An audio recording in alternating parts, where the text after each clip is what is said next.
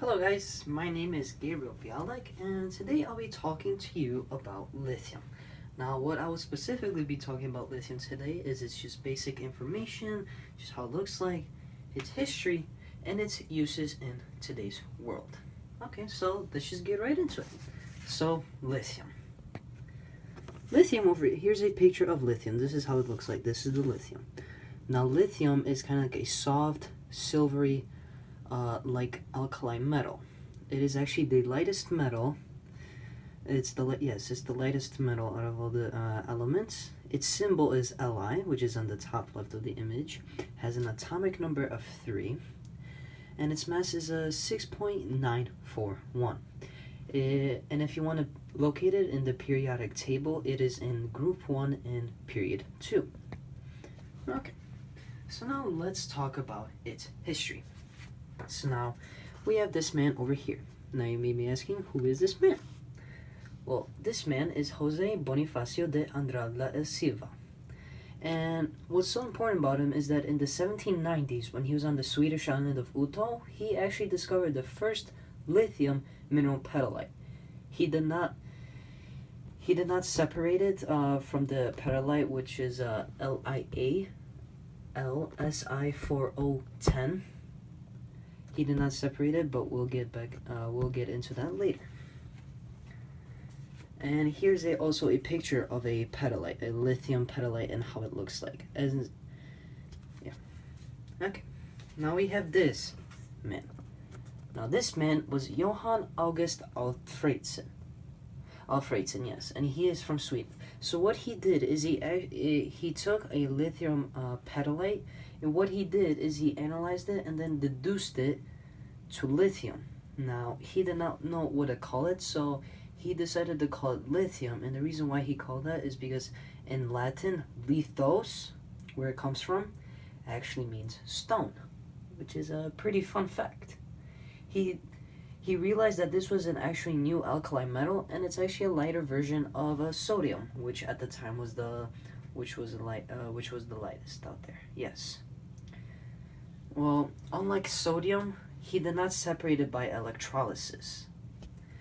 In 1821, William Brand actually obtained a tiny amount of it, and he separated it using electrolysis. So now let's get into the uses of lithium.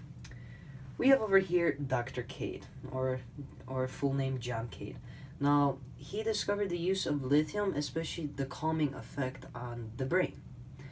So, he was a prisoner of war, especially in the Japanese camp. Now, he saw many mentally disturbed patients.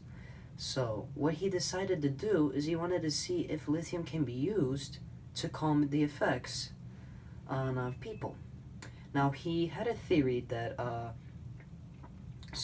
manic patients or people with bipolar disorder had a metabolic disorder, which is indicated by excessive urea in their urine. So, what he did is he actually tested his theory by injecting uric acid into guinea pigs, and then to test out whether lithium has a calming effect or not, he used lithium urate, he injected it into guinea pigs, and he actually realized, that he surprisingly found that it had a calming effect on it, instead of increased excitation or agitation. So now what he did after that, he was saying, hey, if this works on guinea pigs, let's see if it works on people. So what he did in Victoria, Australia, he took his mentally disturbed patients, he injected the same solution into people, but only a very tiny amount because lithium is toxic, but not in small amounts. So what he did is he injected a small amount of lithium in the people, and within days, those people, they were calmed. Their mood swings were a lot better, they were a lot calmer. So, and then after this, his achievement was one of the greatest of all time.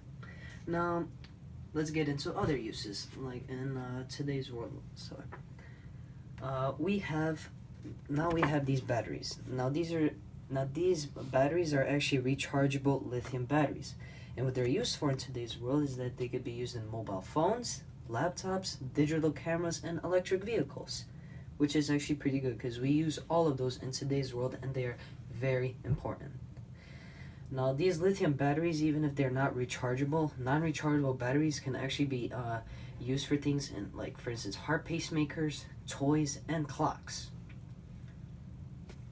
Now, this lithium metal, which picture is right there, it could be made into alloys with aluminum and magnesium, which helps improve strength while also making it lighter. One good example of that being used is in tanks.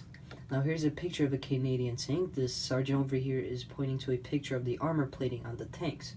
Now this is now the armor plating actually uses lithium alloys, which helps improve the strength and making the tank lighter, which is very good for combat and warfare. Aluminum lithium alloy,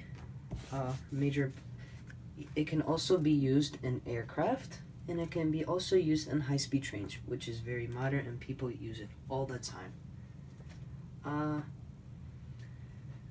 Oh yes, one last thing.